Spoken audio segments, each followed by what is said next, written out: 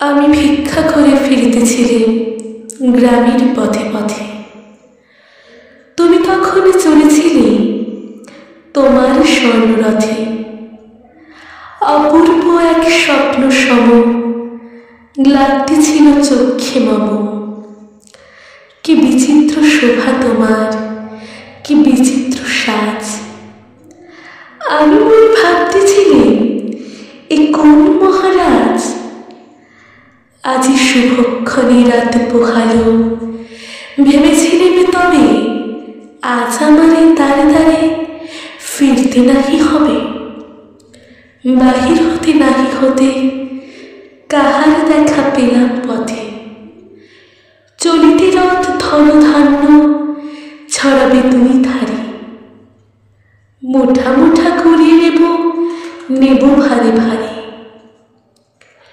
দেখি সহসা রথ থেমে গেল আমার কাছে এসে। আমার মুখপানে চেয়ে নামলে তুমি হেসে।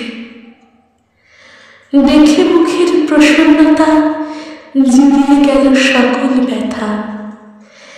হেনকালে কিসের লাগি তুমি অকস্মাৎ। আমায় কিছু দাও গো বলে বাড়িয়ে দিলে হাত। মরি একই কথা রাজাধিরাজ, আমায় দাও গো কিছু। শুনে ক্ষণকালের তরে রইল মাথা নিচু। তোমার কি বা অভাব আছে ভিখারি ভিক্ষুকের কাছে। এ কেবল কৌতুকের বসে আমায় প্রবঞ্চনা। ছুরি হতে দিলেম তুলে একটি ছোট কণা।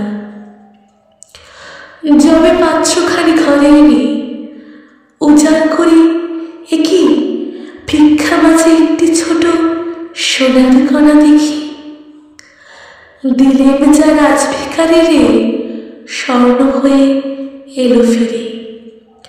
তখন কাঁদি চোখের জলে দুটি নয়ন ভরে।